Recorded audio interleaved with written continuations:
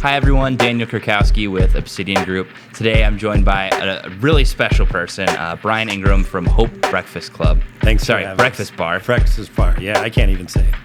And many other things, right? Yeah, we've created a few concepts around town, New Bohemia, Truck Park, and a few others. And yeah, it's been a crazy journey in the restaurant game for us. I'm sure it's getting even crazier these days. And what we're really here to talk about is how the restaurant industry in Minnesota is being affected by COVID, by some of Governor Walz's mandates. And you, I think, are a great person to speak with because the amount of attention that you've been getting it has just been probably crazy, right? It's been crazy. I did a video after Governor Walz's press conference, and I think we hit 100,000 hits very, very quickly, and then another one I think is at 96,000 hits. So it went pretty viral. Yeah. Sure. Yeah. And can you give us a little bit of background on what you were doing? Because your story is so amazing. Yeah, so Hope Breakfast Bar, even before Governor Walz made his announcement that restaurants should close, we had the school strike going on, so we knew a lot of families in need were needing meals. So really the week leading up to the COVID kind of taking over our lives, we were saying any family in need, just reach out to us and we'll supply a free meal for you. So that weekend, I think we had 100 requests, and then by Sunday, I think I had 2,000 requests. And I looked at my wife and said, we can't operate it as a for-profit restaurant and take care of all these folks. So we actually shut down. I think it was 2 days before the governor announced that restaurants needed to shut down, just to try to feed families in need. And then the governor did his announcement, and then it went up to feeding about 10,000 people a week. Yeah, I was talking with one of my mentors about, because I just saw it on the news and heard the story a little bit, and he's a St. Paul guy.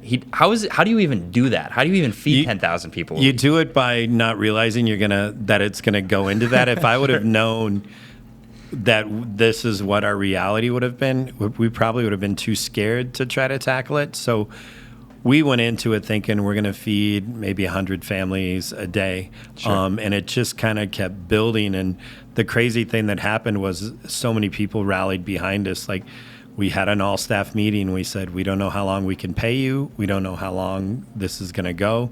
And back then we were thinking this is 2 or 3 weeks, not 12 weeks later. And our staff just kept showing up. They were just like, no, we'll work for free. We'll do whatever you need.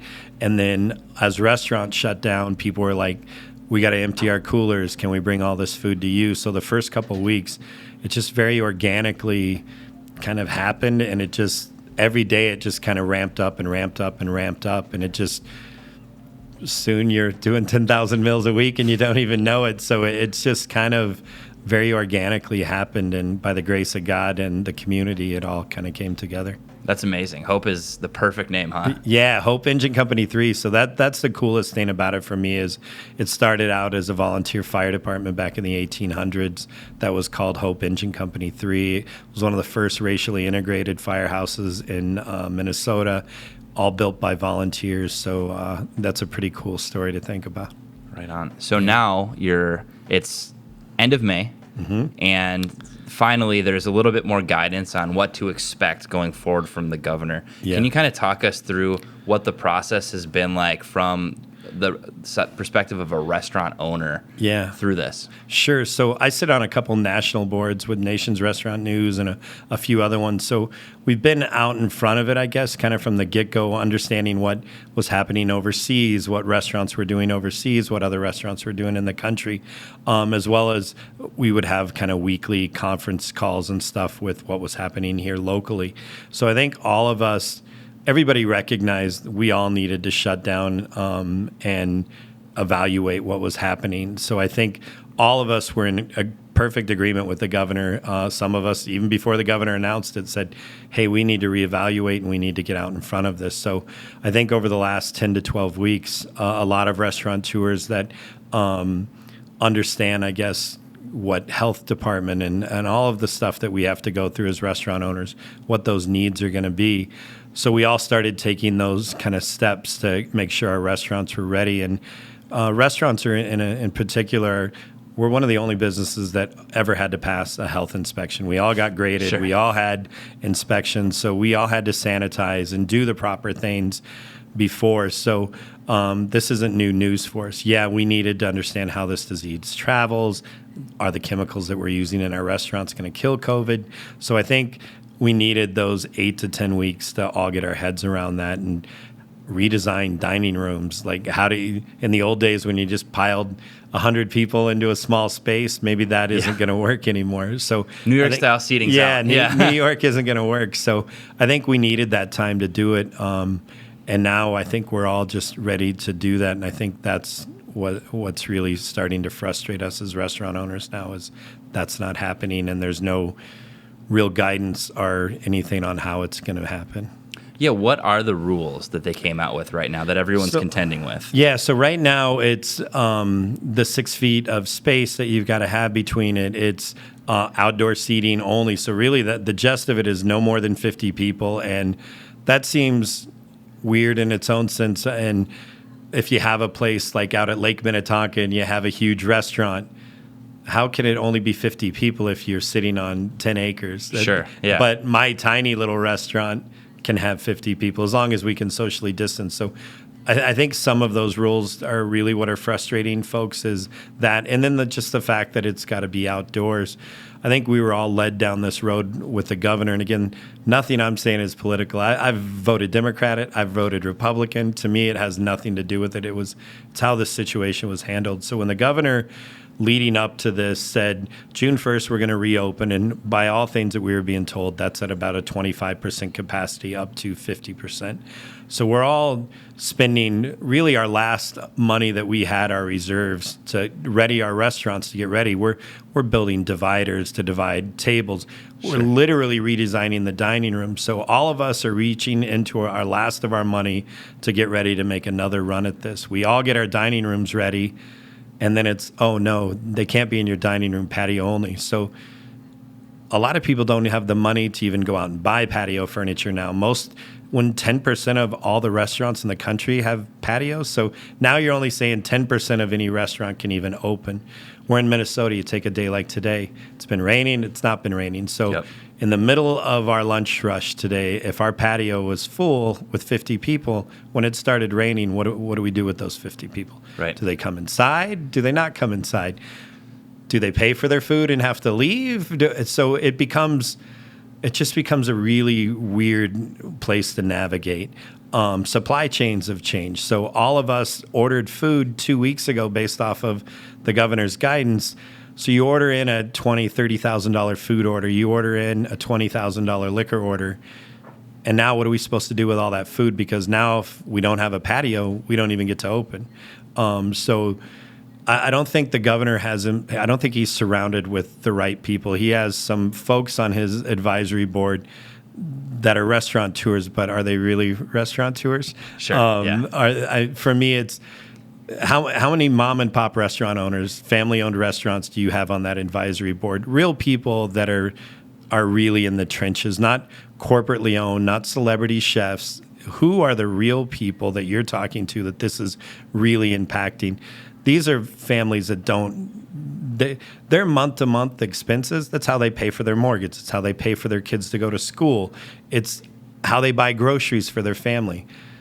You got to I sent out a thing and people were like, were you too lazy to apply for your PPP loan? No, I wasn't too lazy to apply. Yes, I applied for the PPP loan, but that's for payroll. It's not for here's how you pay for your family. We don't get unemployment. We don't get any of that stuff. So there's no relief, and all of those bills are still due. So we don't have stocks that we can sell. We don't have all of that stuff. So I think that's where the governor has no idea what he's doing to real people and real families.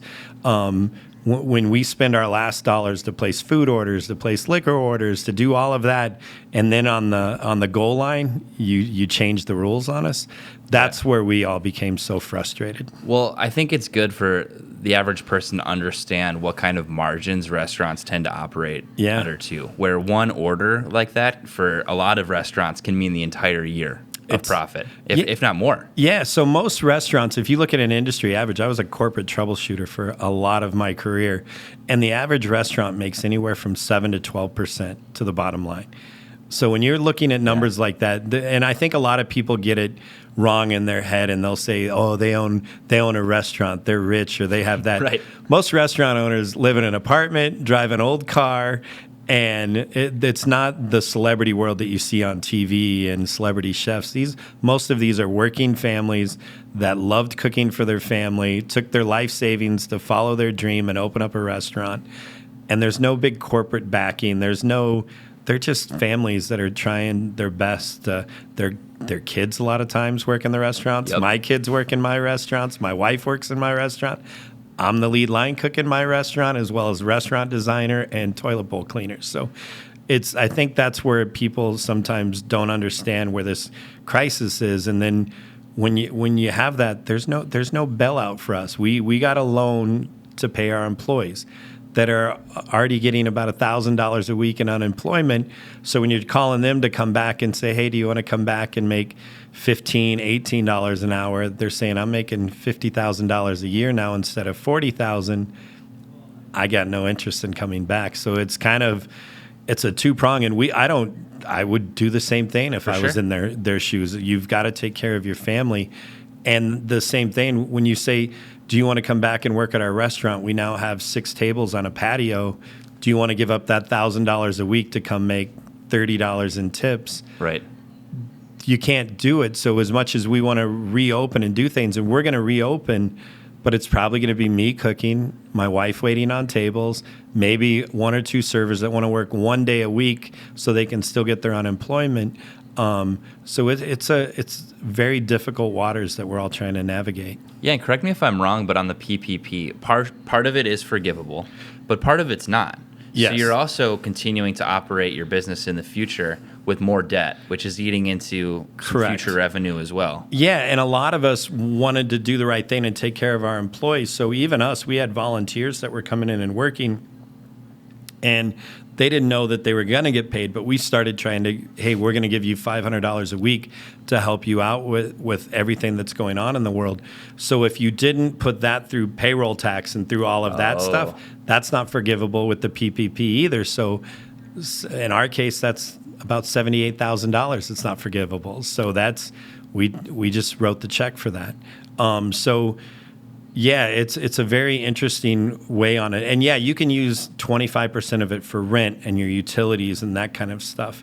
But when you think about a small restaurant, so like a restaurant my size, if you had 3 months of your PPP, you got about $90,000. So that $90,000 is going, 75% of that's going to pay your staff. So you figure 60, 70,000 of that goes to payroll.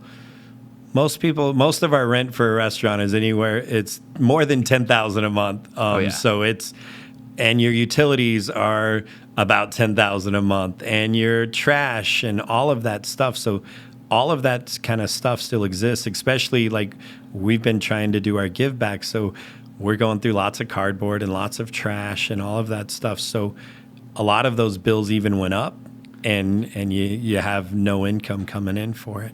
And for me, anecdotally, because I have some friends who own restaurants as well, and some of them operate at really, really high margins. You know, so there's a few that are really just something hits with it, right? Yep. So one in particular, they were claiming about 28%, which is really, really high, about as good as you can do. Yep. And their attitude right now is still, we don't know if we're going to make it, but if we're not going to, no one else is, so what can we do? Yep. And I think that's kind of a scary thought to hear when you think of how many restaurants there are, and the fact that even the top, 10% or whatever it is, are still really worried about their viability in the future. So again, by the grace of God, when we opened Hope Breakfast, we had a line out the door. We were only open for about 6 months, but we were operating at about a 30% profit margin. We were a very, very busy restaurant. So we had almost no debt coming into this. So we had no debt. We had great profit margins. Frankly, that's why we were able to pivot and go into a community kitchen. My wife and I looked at each other and said, We have $80,000 in our account. We don't know how long this will last. It ended up lasting about 10 days to feed that many families. So that money was gone in a week and a half to try to feed our community. But we were in such a great position coming into this. And I think all of us were thinking 2 weeks, 3 weeks, 4 weeks. No, none of us were thinking this was going to be 12 weeks. So if the restaurants, like you were saying, that were in a great position, had no debt, had all of this stuff, you still have monthly bills. We have bank loans that are out there, and maybe they're small bank loans, but there's still loans that are out there. And it's not even necessarily the loans of the business. Most of us are owner-operators. This is how we pay for our house. This is how we paid for our car. It's how we paid our credit card payments. None of those have been stopped. If they're saying they can't evict me if I don't pay my rent, but the second that gets stopped, they can evict me immediately. So I'm still paying my rent. Part of our Hope Gives, we've had a couple other people that we've paid their rent for them because they were going to get evicted, and there was nothing they could do about it when this all ended. So we wanted to make sure that they could stay afloat. So it's a lot more than just having your restaurant there when you think about these family businesses. And it's not just for us as owners, it's your managers, it's all of these people that this is affecting. And if you had a manager that you were paying $100,000 a year, say, even if they're on an unemployment, all of their bills were based off of what they used to make. And regardless if you were mad at them because they were making a six figures, their life was built off of that. And now when you lose your house, I don't care if it's $1 million house or a $50,000 house, you've lost your house. When your kids get a notice from their school saying if they were in a private school, they're out. Tuition didn't stop. I know because I have a son that goes to a private school, and his tuition didn't stop just because they were being homeschooled. So there's so many kind of side ripple effects that are going on. And again, there's people dying from this disease. So I don't want to, in no means do I want to downplay what is happening. It's just when we're talking about restaurants and what that trickle down effect is, and there's a lot more to it than just hey, I don't get to go eat pancakes at my favorite restaurant. Well, I think what you did a great job of just outlining is I think people look at it where if you say, hey, this is a problem and it's affecting our business, it's you get to be one way or the other versus really outlining what are the realities, what are the difficulties facing your industry to try and find truth, to try and find the best answer for everybody. For example, I have a friend who lost their father and their uncle within 2 days to COVID. And so it's real. But at the same time, if there's other people who are struggling, we need to address that too. So that's why I'm so happy you're here to discuss this. Yeah, I mean, I have friends in New York that have had it. Thank God we haven't lost anybody. And then I have some folks even here in town. One of our guys that does our woodworking, he builds all of our cabinets, him and his wife had it at the very beginning, and God bless, they're over it and they're great and they're doing fine on the other side. But it's a crazy waters to navigate. But for me, it all just comes back to one thing. All of the big box restaurants that drive, the way we look at it is the state and the government can't stop the tax revenue coming in. So who drives the most tax revenue? Probably Mall of America and big box stores. So we're going to let them open, and the small restaurants that maybe aren't driving as much revenue, we'll keep them closed. Sure. So for me, it's restaurants again, always had health inspections. We've always had to sanitize our restaurants. We've always had to clean our restaurants. If any business is ready to pivot and make sure that their guests are safe, we always had to protect from foodborne illnesses. We always had to protect people. It's called the hospitality industry, the service industry. So our whole careers, our entire lives have been about hospitality and service. How are we not a business that they say is viable, and how are we not the most prepared and ready to make sure that our guests are safe is the difficult pill to swallow. If you can let in Mall of America at 50% capacity, 20,000 guests, Mall of America employees about 11,000 people. So you got 30,000 people in a big box that are coming through a front door, in and out of a front door. You're saying within our restaurants we can't clean and sanitize and take care of 100 people better than somebody that's bringing in 30,000 people? That's a really difficult pill for all of us to swallow. I can only imagine. Yeah. What, sort of in your experience and knowing a lot of people in the industry, in a broad sense too, doing, representing them oftentimes, what percentage of restaurants do you feel are currently struggling and concerned in the Twin Cities about whether or not they're going to make it for the next year or two? I would say it's probably in the 80 percentile. It's a super, super high number. There's no doubt that even if we got the green light to open our restaurants at 100% capacity tomorrow, we will have a minimum of 50% of the restaurants go out, but there's going to be that trickle-down effect. There's going to be the people that think they can hang on and how do I get to the other side? But they're going to be carrying so much debt, and it's only going to be a matter of time, just like landlords at your house. If you didn't pay your rent for the last 90 days, they can't put you on the street right now, but the second that goes out, they can. It's going to be the same way with landlords for restaurants. They're going to have all of this back debt that now has to be paid. They're going to have loans and PPP loans. They're going to have all of this stuff that's going to drag them down. And there's lots of people that will, if you took out high-risk loans, and a lot of restaurant tours will go out and they'll say, I'm going to borrow a loan based off of my credit cards that come in. And I don't agree with that. I think anybody's crazy that does that, but there's a lot of people that do that. So all of those bills are now waiting for you as you get to the other side of it. So on the front end, maybe they were only taking 20% of your credit card revenue. Now they may be saying we need 50, 60% of your credit card revenue. Even for us, so we have another restaurant that we were in the middle of building when COVID hit, the Gnome. So I got a call yesterday from the Minnesota sales tax. So when COVID hit, none of us paid our March sales tax. They had it due, I think, in May here sometime. We got a deferral for that.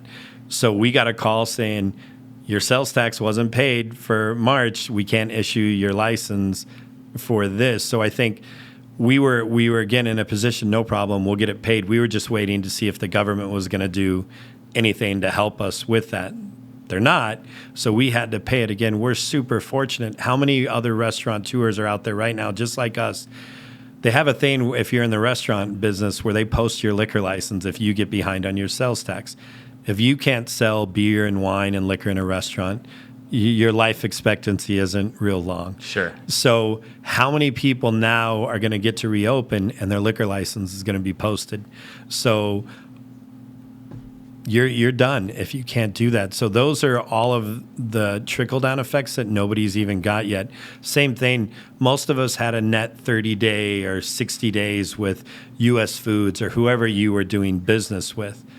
So a lot of them held off on those and said, you're okay, when you get to reopen, you can have it. So if you're a restaurant and you were doing $100,000 a week in sales, and typical restaurant runs 30% food costs, so you had $30,000 a month in debt in food, and liquor runs about 17%. So now you got $17,000. So now you've got $47,000 in debt. This is now 3 months. So now that multiplies. There's going to be a lot of debt on the back side of this. So restaurants that were already running on super thin margins, how do you make it to the other side? Those are what keep me up at night and scare me, is all of the folks that don't have the pockets to get through this. Well, I think it's somewhat compounded, too, by all of the programs that came out. Speaking as a landlord, someone who owns commercial buildings, there's not a lot for us either to subsidize any missed rent or anything else available for us that makes it easier to say, hey, it's all good, don't worry. And a lot of landlords, unfortunately, also purchase a building, and they really are counting on that rent to be able to make their payment, and they don't have the reserves for 6 to 12 months like you probably should if you want to be a landlord. There's some good ones out there who do, but that's going to force them, I think, to probably ratchet up some pressure on some of these tenants when, in my estimation, the best solution would probably be to work together to figure out a solution wherever possible. And then I'd also be a little bit worried about what happens. Okay, say a year from now, we're now open and everything's back to normal. Yep. Well, in the meantime, how many of these restaurants and other businesses sort of struggled, failed, and now those jobs aren't available? People are making a little bit less income because there's higher unemployment. What's people's propensity to consume, to go to a restaurant and spend that money? Yeah. Meaning, I think not only is it a right now problem, it's a future problem. So we need to make sure, if we want to protect our restaurants, that we're solving the right now problem so that we can start focusing on the future problem too.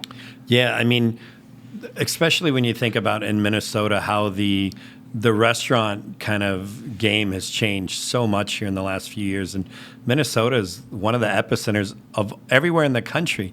It had one of the best dining scenes. I moved here in 2012 from New York, working for the most decorated chef in the world, Alain Ducasse. And I moved here going, wow, I don't know what Minnesota, I mean, with Gavin and all of these amazing chefs, Justin Sutherland, all of this amazing food and all of this stuff. How crazy is this world going to be when we open up on the other side of this and all of these amazing chefs are going out because they don't have the deep pockets? And most of these folks have got into the restaurant game in the last 5 years. So they were probably carrying debt coming into this. So I think carrying debt is going to be the biggest kind of deal on restaurants, on who makes it and who doesn't. I think you're going to see it huge in the North Loop with all the expansion that happened in the North Loop.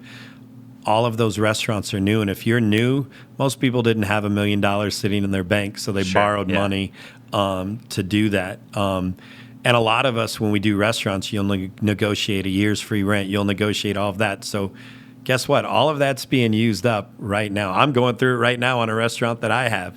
I can't be open, and my free rent that I negotiated, you count on that to pay down your loans and your debt. That's gone. Sure. So that's going to be what's really scary. And again, I don't want to make, I mean, we're talking about a disease that kills people, so it gets really weird when you're talking about money and financials on it, but those have real consequences, especially in an industry where suicide rates are some of the highest in the country. And when you've literally lost everything and you have nothing, what does that do to your psyche? And so much of us, like, people don't know me, Brian. They know Brian, the restaurateur, and they know Brian, the persona, so to speak, of restaurants. So much of our identity and what we do is our family within our restaurants. Like, our employees or team members, we literally call them family. We cry with them. We celebrate their victories with them. So that's what a restaurant community is, and that's what I think a lot of people don't understand is restaurants are this kind of ecosystem that is so different than a lot of other places. And there's mental health. There's just so many people that come into the restaurant industry looking for something, and it might not have been their first choice. It could have been whatever. And it's like this group of people that just kind of meld together. And it's that's the really scary part to me. And even for us, like servers and cooks that are at home right now, before their only out was to come into these. And my wife has worked extensively with sex trafficking and people in the adult industry and all of that stuff. And a lot of those folks transition from that into restaurants. And now maybe they're back in a really bad environment at home. And when they could get a break and they could come to work and break away from that, now they don't have that anymore. So that's, again, all of this unforeseen stuff that nobody really talks about is what's happening out there. What can we do as people listening to this, as people who, I'm not a politician. I don't have the power to change anything right now. What can I do? What would you recommend? I think it just takes everybody taking a small step. Like, I'd never ran a nonprofit. I had never served 50,000 free meals. I think if you just take a step out in faith and say, hey, I'm going to write a letter to the governor. I'm going to write a letter. And so much of this, and for me, this is just common sense. It's not a right or wrong. It's If Mall of America can open with 20,000 people, then the restaurant that's literally in my neighborhood, I don't have to get into my car. Mm-hmm. I can walk over there with my family and have dinner there. They didn't have to go to Target. They didn't have to go to Cub Foods with another 1,000 people. They went to a restaurant that had 20 seats, all socially distanced.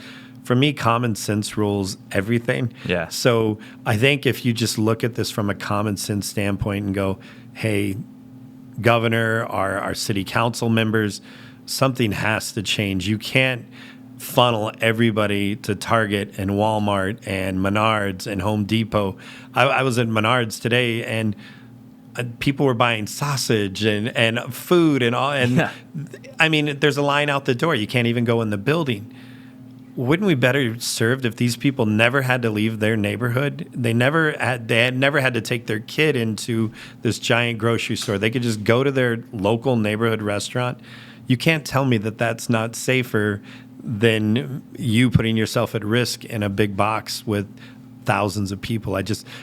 Common sense at some point has to reign. And I think where people distort this is they think, well, people just want to go to a bar, they just want to go wait, and how petty that you just want to go to a restaurant. If you break it down into the simplest of terms like that, I can see how you come to that. But when you think of these restaurants that are in your neighborhoods and family, doesn't it make more sense to go there than it does to go to Cub Foods or Target and all of these with thousands of people? I look at it, I guess, I'm sure distorted in my mind. It makes sense to me. Yeah. Well, Brian, thank you for being here. We're going to throw links into this so anyone can donate and support what you're doing over at Hope. Thank you. Thanks again, and keep fighting the good fight. Thank you, guys. Thanks so much for having us.